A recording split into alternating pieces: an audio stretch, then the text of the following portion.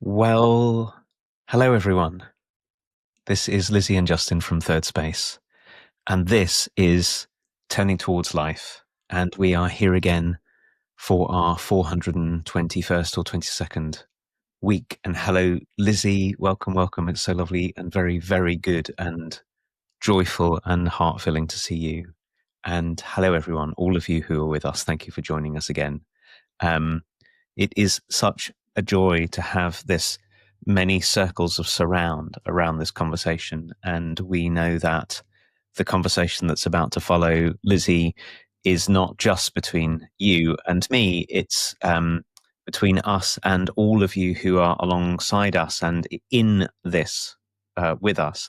But it's also a conversation that happens inside you, and for many of you happens between you and other people you know and you care about, either because you bring them the sources or you share the recording with them. So it's a very special privilege to be taking another step in unfolding this into so many people's lives. And as always, we're going to do what we do, which is to pick up a very rich and wonderful source that you've brought us, Lizzie, that I'm sure you'll have things to say about. And hello to you. Thank you, Justin. Yeah, so this source is one that a mutual, lovely person of ours, Justin, sent me. Sue sent me this. And I want to just shout out to her and say thank you. I get Nick's things anyway, but she sent me this as a reminder and kind of context for a conversation that we're in together. And I loved it that she highlighted it for me, because this way of Nick talking, and you sometimes say, oh, we've done this many sources from this person and that person. I think Nick might be taking over the top spot or something these days, because I just feel like so much of what he says is so, maybe one day Nick would listen to us and that he would know us in some way. Wouldn't that be amazing? Because I feel such a deep admiration for him. So Nick Cave and his writings, and particularly the Red Hand files, which are his kind of version of agony aunt. People write to him and he comes back to them, as you know, Justin, and it's a really wonderful thing to receive in the inbox. If anybody's interested in doing that, just go to Google Nick Cave Red Hand files and you'll find it. And his responses to people's questions are just extraordinary. And this is one of them. So this is actually a bigger email than this. If you go and find it, there's other sections, but this section was the bit that I felt like would be really wonderful for us to wander into together, Justin. So I'm going to read and then we'll see where this takes us, Justin. So Nick says, I'm inclined to believe in a form of intelligence within the universe, as I hold that consciousness or intelligence exists throughout everything, that it goes all the way down to the fundamental atomic matter of things. This force woven into everything, both living and non-living, is inherently good. If we choose, we could call this force God. I view this power as a kind of cosmic disposition that grows, understands, and empathizes with us, suffers with us, you might say, and that humans are fractal, as Cormac so beautifully puts it, exemplars or metaphors of the melancholic nature of this God-soaked universe.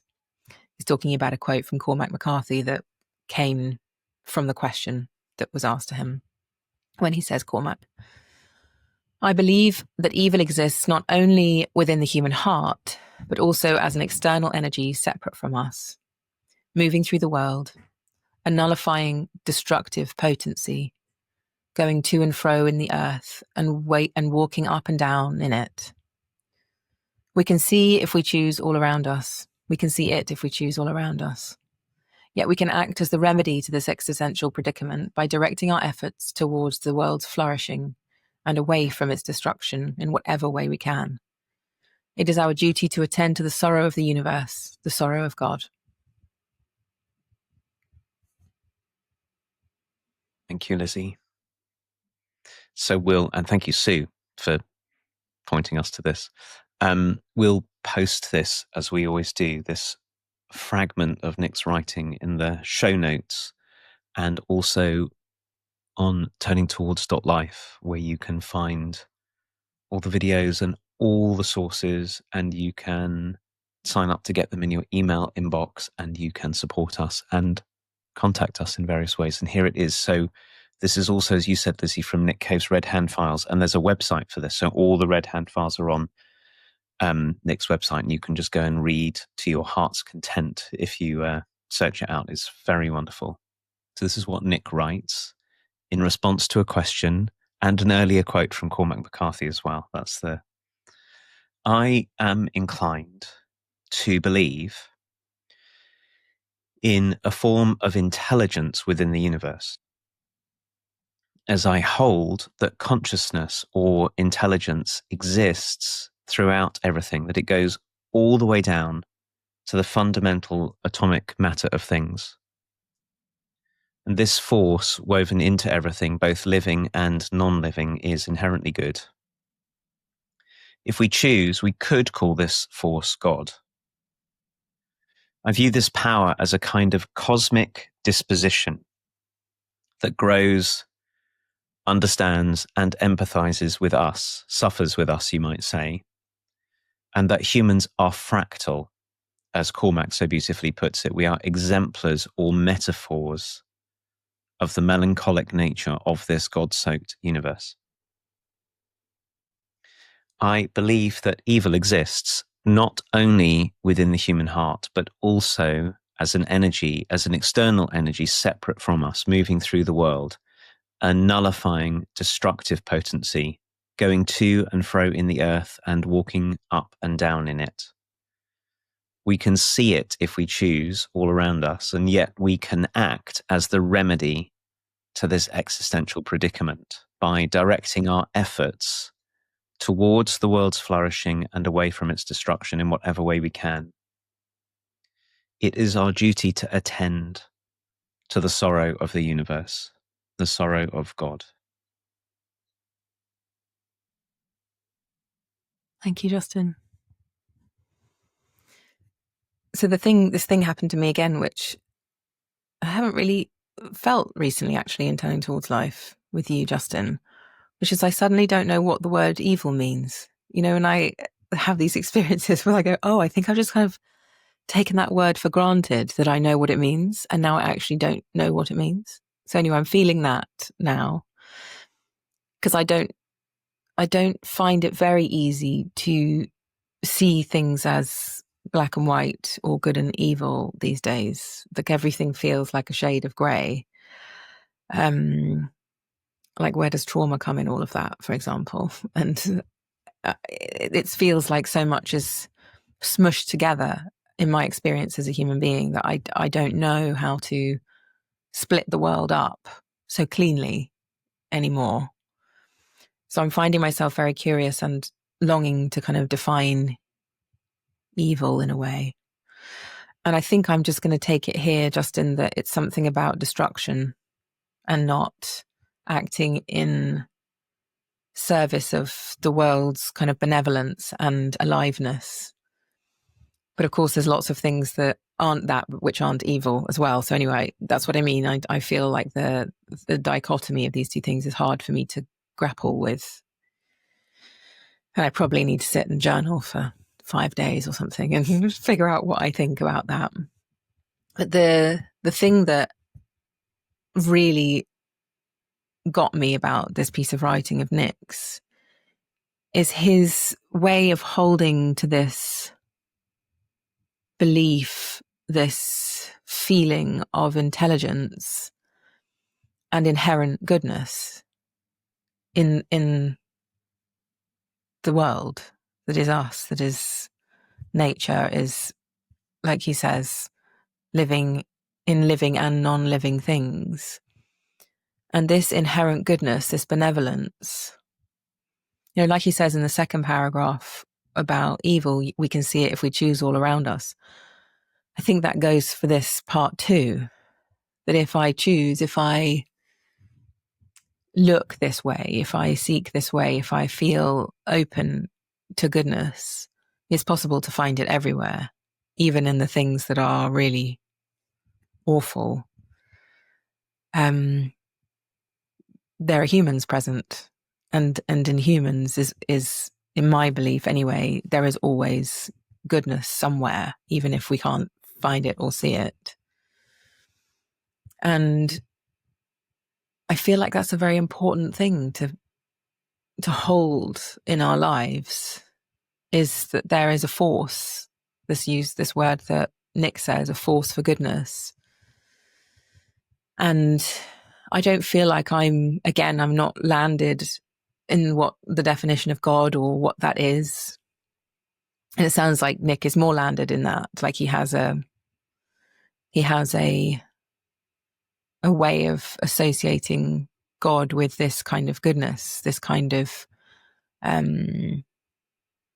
fundamental, woven into everything, inherent goodness. Seems to me like he's suggesting that's his way of feeling, experiencing what God is to him.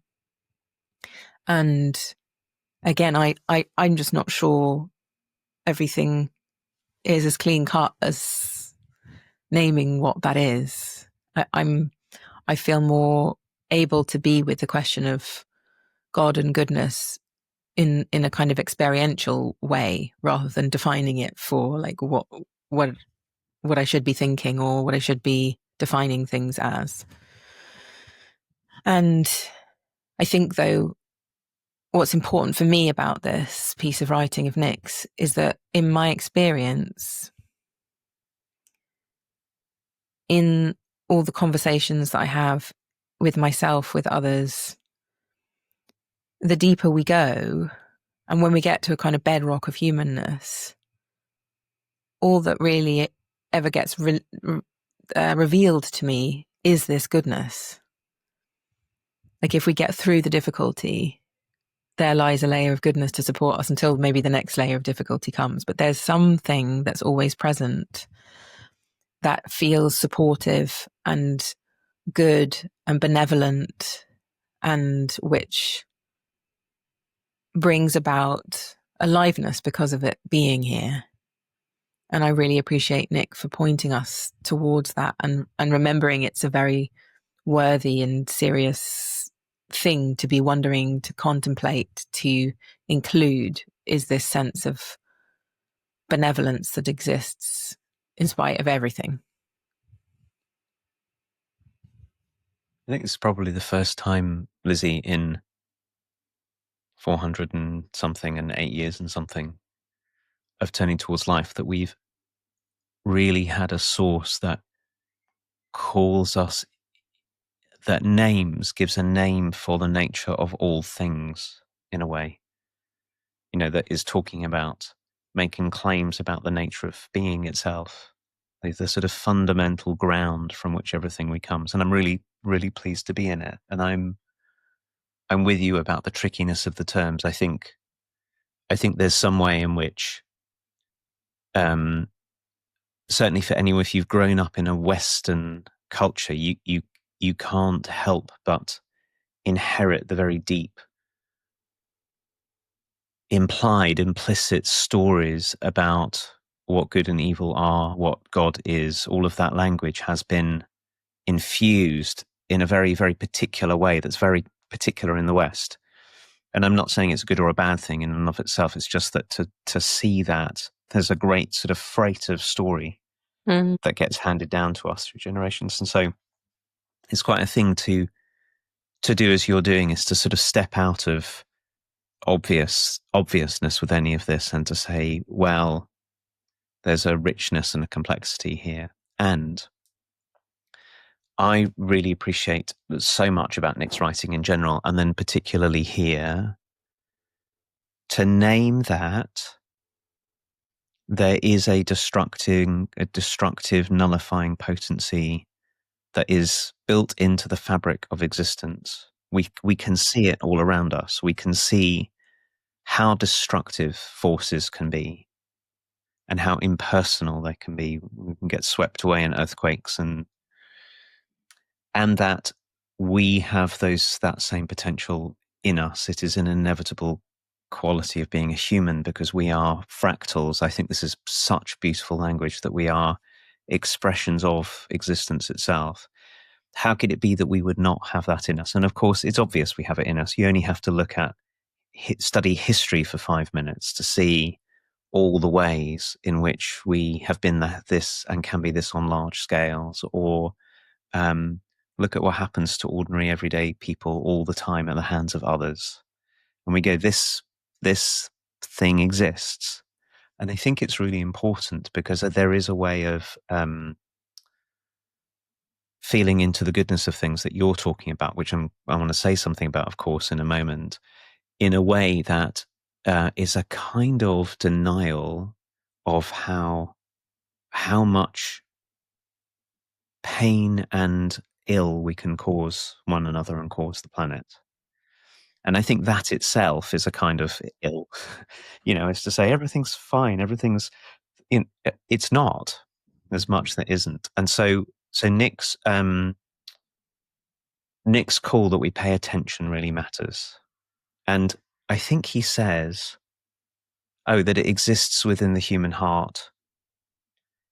So it's so easy for us to us humans, because there's this step we can make where we can see that things are really difficult in the world, but where we won't honor that this is in us too. We, each of us, can very, very easily cause enormous harm. And then if we do that, what we do is we end up is we project it out everywhere else. You go, well, it couldn't possibly be me, but it's definitely you, Lizzie, or it's definitely those people over there. And that's where evil lives. And now I feel very good and they're terrible. And we can perpetuate this kind of violence towards one another. So I think it's really important, and it's really, really hard that we really attend to the multiplicity of our hearts. And we really allow in that this is all right here all the time. And then, so then I want to say the and then. And the and then is to remember, and I really am with Nick on this, I too think that this universe is infused with intelligence all the way down. And I think it's infused always with the disposition towards goodness, whatever that means. And I get that there's lots to say about it. But that we can, and if we stop thinking of ourselves as separate from some kind of standing outside existence, us very clever separate humans, and go, okay, we are of the same stuff. First of all, it seems weird to me to go, we're the only intelligent ones. That stuff out there is radically different from us and not the same. Like, we feel our own intelligence, and it seems an odd thing to do, to go, well, it couldn't possibly exist anywhere else. So I think the thing where I was wanting to go is, in any moment,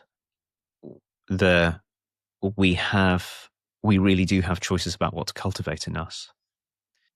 And that is as much as I need to be able to come alongside Nick and go, there's a kind of cosmic disposition that grows, understands, and empathizes with us that's inherently good. Because we know that, complex as it is, and sometimes the moral choices are incredibly complicated. They don't, as you say, like divide into easy this and that a lot of the time. But we know what integrity feels like, and we know what care feels like, and we know what kindness feels like, and we know what truthfulness feels like, and we know what sincerity feels like, and we know what patience feels like, and we know what we know in ourselves in a very sort of fundamental way, the experience of bringing our capacity to be the opposite of nullifying destructive potency, but to be, I think Nick probably says this somewhere, empathetic, nurturing, truthful. Like, we know what virtues are in us, that we know that. I don't think we just made up. And that's really helpful to know, because if we follow Nick's thinking far enough, we can trust that our being alive and being conscious gives us inherently this capacity to discern, to pay attention, to not tune out, but to keep on attending to how am I and we bringing ourselves in this moment And I actually really do think we can feel it. We can feel when we get contracted, when we get self-righteous, when we get certain, when we get, and that's a gift bestowed to us by the intelligence of everything. We're not alone in it. So, gosh, it's stirring up so many things for me. I love this bit that you said, Justin, about there's a choice that we make, essentially, to, well, Nick says it's our duty to attend to the sorrow of the universe. And in that moment of choice where I get to say, I'm going to work in service of life rather than destruction, in a way, I don't need to know the different definitions of everything, because as you're saying, I do know what my goodness feels like. I do know that. And I think what's arising for me is I really want to be a stand for those of us who question their inherent goodness, who kind of, when we go, well, I'm too bad for this, I'm too guilty, I'm too ashamed, I'm too, that this goodness does exist in spite of whatever we think about ourselves. This inherent goodness inside whoever gets to listen to this, plus you and I, Justin, our inherent goodness is here in spite of how awful we feel, or how bad we think we are, or whatever we think we've done, or however messed up things are. This inherent goodness is still here. I think that's the thing that I want to remember on a kind of individual level, as it were, because I don't think anything is also, though, separate from an individual level in the end anyway. But it's kind of the only place I can start is where I am. I know I can't magic the world into a place that I want it to be. God knows what that would be, because even that's a very complex thing to say. But I can't make things go away that feel like they are a crazy potent manifestation of this destruction. I can't make that go away. That's not in my power in this moment, but it is in my power to be with you and to be with others and to be with myself in recognition of inherent goodness, whatever the difficulty feels like in our own worlds, however hard it is and however complex it is and however deep and messed up it is. So that just feels really important to me to say, and that if we are working in that way on where we can work, and we're making this choice that Nick is inviting us to take, of attending to the sorrow in you and attending to the sorrow in me, and being people who attend to life in service of life itself, feeling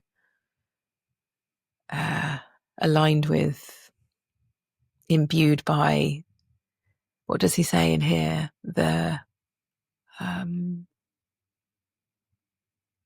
He says it like a God-ridden or something, like God-soaked.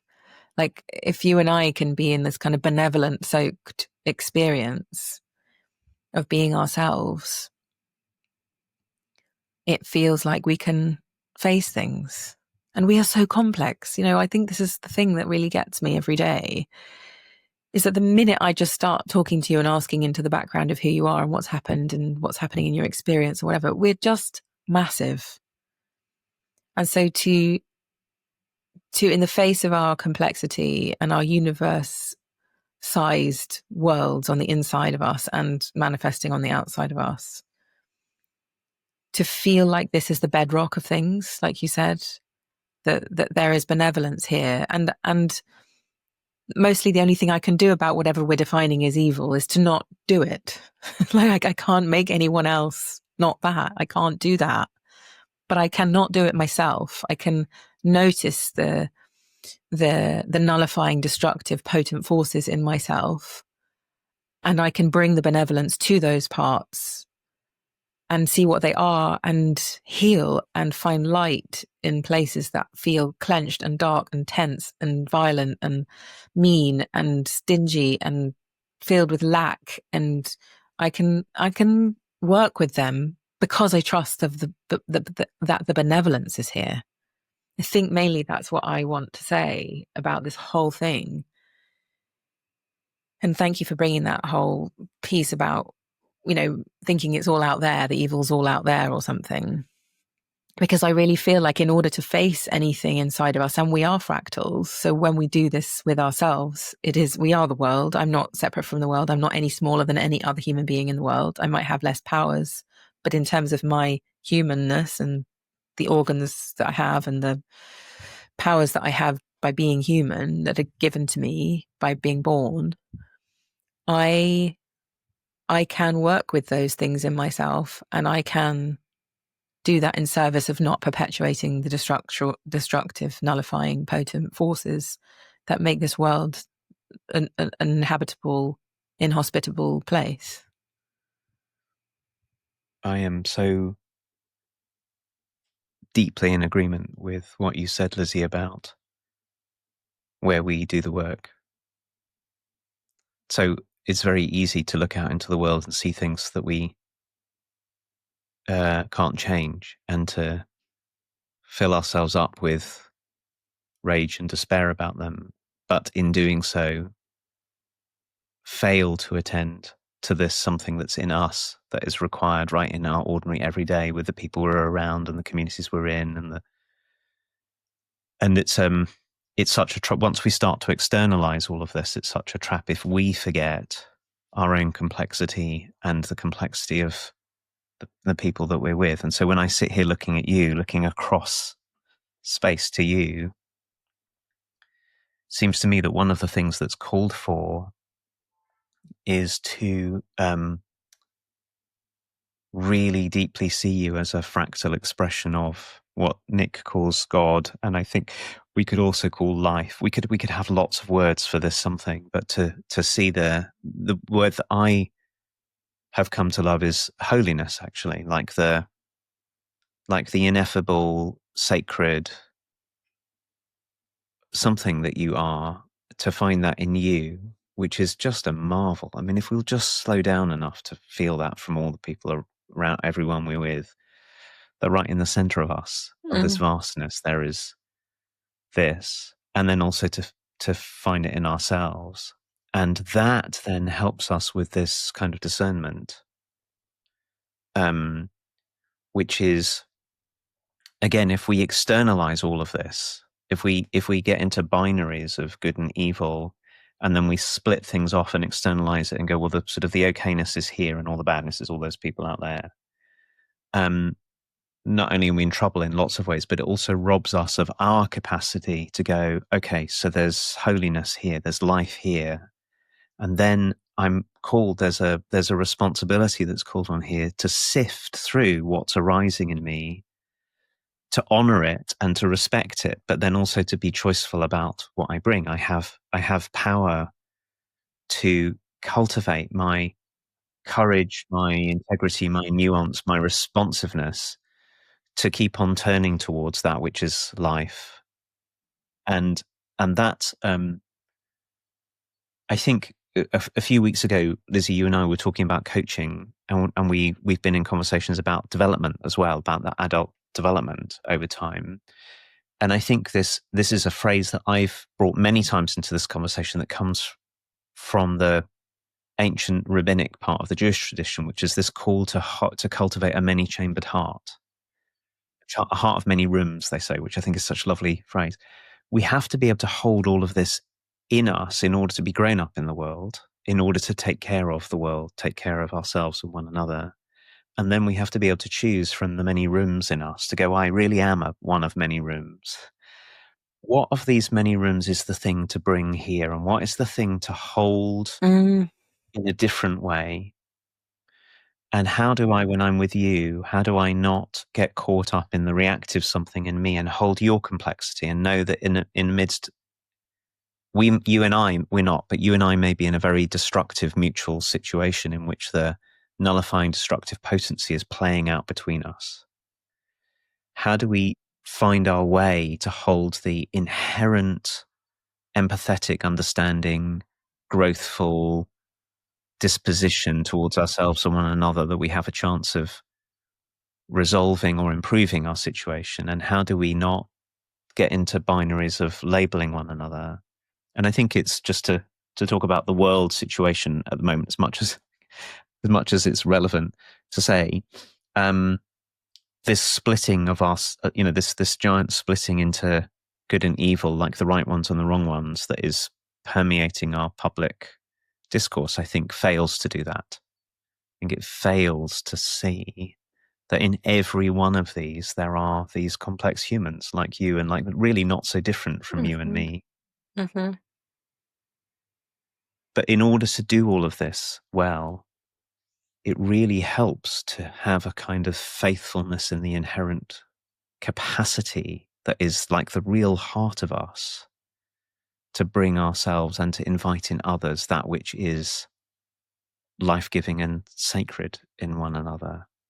Because if we don't attend there, if our worldview is just that it's all just roiling chaos and we're just accidental machine-like somethings, we'll not cultivate the kind of seeing that means I can sit in front of you and look at your luminous face and know that behind that face are worlds upon worlds upon worlds upon worlds upon worlds, and that I need to take care of both of us, and that I can, because that's what we do, because that's what existence is, which is what Nick is inviting us into. You're making me think so strongly, Justin, of like the pace of life, outer and inner, and what it actually means to slow down and to live intentionally. So if we all had a chance to say, well, for the sake of what am I here, or what are my gifts, what are my qualities, what am I going to bring, and how am I going to bring that? I was thinking about, extending this out from the kind of individual nature of this to the family or to community or some kind of social change, some kind of offering into the world that is an offering in service of goodness and life and benevolence and generosity versus an offering of nullifying destructive potency, and knowing really what it is that we are doing things for. And that starts with, like you're saying, when I look at you, or I come to your house and we go for a walk, like what's it for? Like what's happening here? And then seeing what I need to be like to serve what it's for. I think it's so easy to be asleep to why we're all doing things together or being anywhere near one another in the first place, and just be habitual and sleepy and kind of taking each other for granted and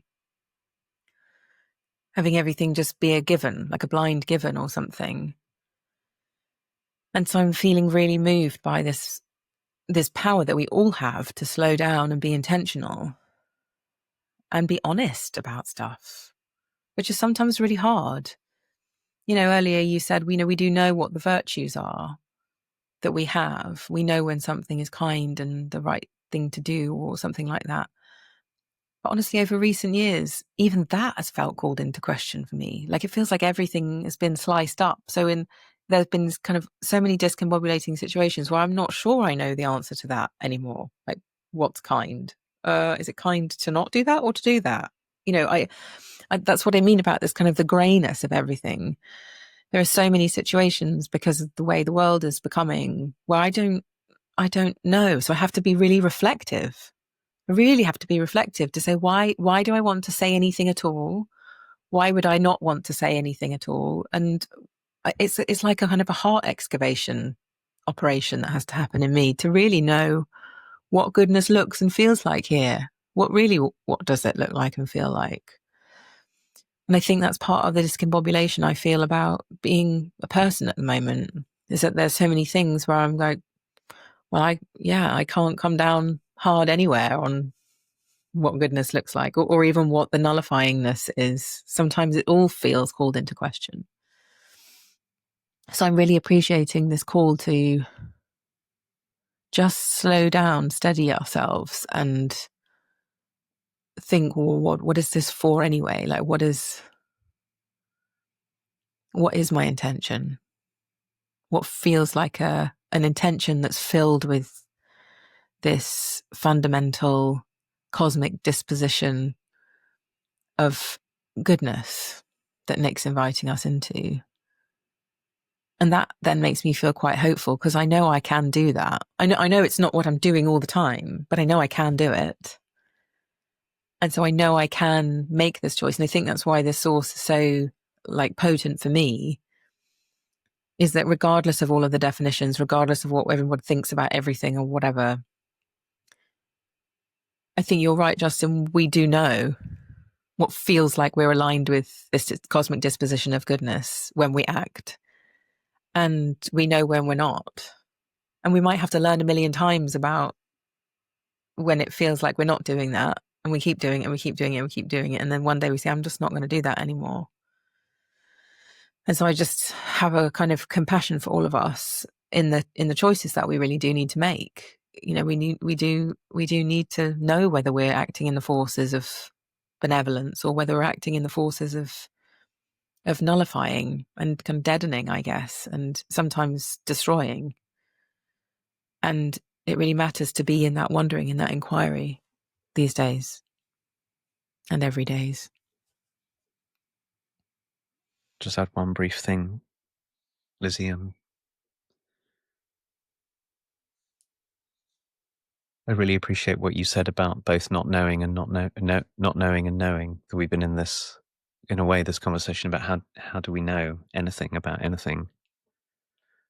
And I more and more feel like, with all of the complexity, we have to hold both, that it can be true at once that I cannot know absolutely whether an action I take is kind or benevolent in the way it unfolds in the world.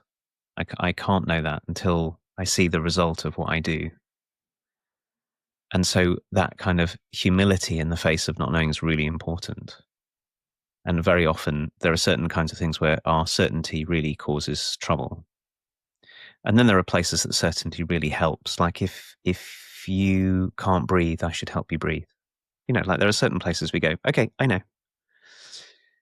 But I think what I'm taking from what you're saying that helps clarify what I want to say here is that we often may not know, and so it takes that slowing down, paying attention, and discernment. And sometimes I can feel very sure that I'm acting, that what's arising in me is kindness, and later on I look back and I go, oh, that was self-protection, not kindness.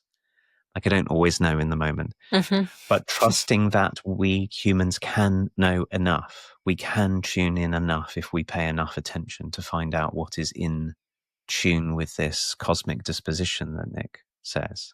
In other words, we're not completely clueless here. Mm. We do have the capacity to discern, and our discernment may often be very partial compared to what we really need to work out in ourselves. But I think that's what I meant before when I said we know, is we can trust that with continually living and paying attention, and living and paying attention and acting, and then reflecting, and then returning to our own capacities, that we deepen our capacity to be more accurate about how we're bringing ourselves over time. And we'll never be done. We'll never know absolutely. And that's what learning is for. Thank goodness we humans can do it. Well, I feel very supported, Justin, in just stepping into the day with some deeper intentionality and some spaciousness. And I feel like we're kind of pulling something apart so that we can kind of see it in this conversation. I'm really grateful for that. And I'm grateful for everybody being here with us. Grateful for Nick for being a person who just says things and sticks it on the page and gives us hope, really. And Justin, thank you for being here with me and with everyone. And we will see you all next week. Yes. Thank you, Lizzie. Thank you, everyone. Bye, everyone. Bye.